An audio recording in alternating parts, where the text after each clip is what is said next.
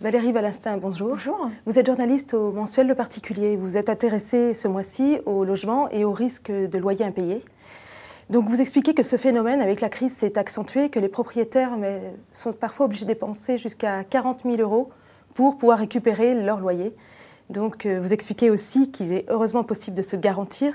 Donc est-ce que c'est intéressant pour tous les propriétaires de se garantir contre le risque ? Je serais presque tentée de dire oui pour tous les propriétaires bailleurs, compte tenu des difficultés que peuvent rencontrer aujourd'hui les locataires pour s'acquitter de leur loyer. Mais je pense qu'il y a quand même un cas de figure dans lequel il est particulièrement judicieux lorsqu'on est propriétaire bailleur de souscrire une assurance loyer impayé, c'est lorsque l'on ne possède qu'un seul bien locatif et que l'on compte sur les loyers soit pour avoir un complément de revenu, par exemple pour améliorer une retraite, soit pour rembourser le crédit immobilier ayant servi à financer cet investissement locatif. Donc vous parlez de GRL, de GLI, qu'est-ce que c'est exactement ce que c'est de garantie? Alors c'est deux grandes catégories d'assurance loyer impayé.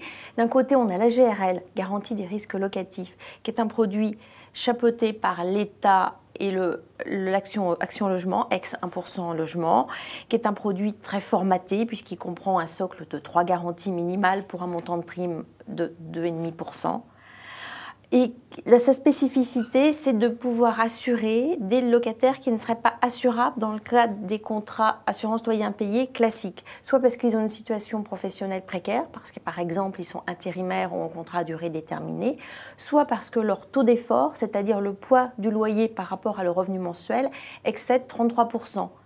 Des produits GRL, aujourd'hui, il n'y a que 3 assureurs qui en proposent. Donc ces produits peuvent être souscrits auprès de ces 3 compagnies d'assurance, soit auprès des principaux réseaux de courtage.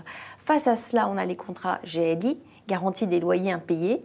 Donc là, il y a une offre beaucoup plus importante, des primes qui oscillent entre 1,7 et 3%, et une des prestations et des plafonds de prise en charge qui sont beaucoup plus étendus. Alors comment choisir l'un ou l'autre? Est-ce qu'il y a des sujets sur lesquels il faut être particulièrement attentif? Alors moi je serais tentée de dire que l'on a intérêt à souscrire un contrat GLI qui propose le maximum de prise en charge et le maximum de prestations annexes. Par exemple, il y a des contrats GLI qui proposent, lorsqu'il y a eu des dégradations immobilières, la prise en charge des loyers perdus lors de la réalisation des travaux suite à ces dégradations.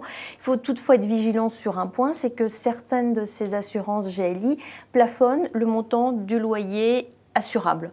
Le plafonne à 2 000, 2 300 €. Ce qui signifie que si le propriétaire loue un bien pour un loyer excédant 2 000, 2 300 €, il ne pourra pas l'assurer. Est-ce qu'il y a beaucoup en France justement de loyers au-delà de 2 300 €? C'est un cas rarissime puisque le montant d'un loyer moyen en France oscille entre 600 et 700 € par mois. En revanche, le contrat GRL, même si les garanties, la prise en charge des garanties est moins étendue et les prestations proposées moins vastes que dans les contrats GLI, peut se révéler particulièrement judicieuse lorsque les propriétaires bailleurs possèdent un bien dans un secteur très affecté par la crise économique. Parce que dans ces zones-là, il peut être difficile de trouver un locataire assurable dans le cadre d'un contrat GLI. Donc là, la GRL est un très bon moyen de louer son logement tout en se protégeant des impayés. Et est-ce que ça coûte cher de s'assurer? Alors, au regard du chiffre de 40 000 € que vous évoquiez en début d'entretien, non. Le montant des primes donc oscille entre 1,7 et 3% des loyers quittancés, c'est-à-dire des loyers et des charges.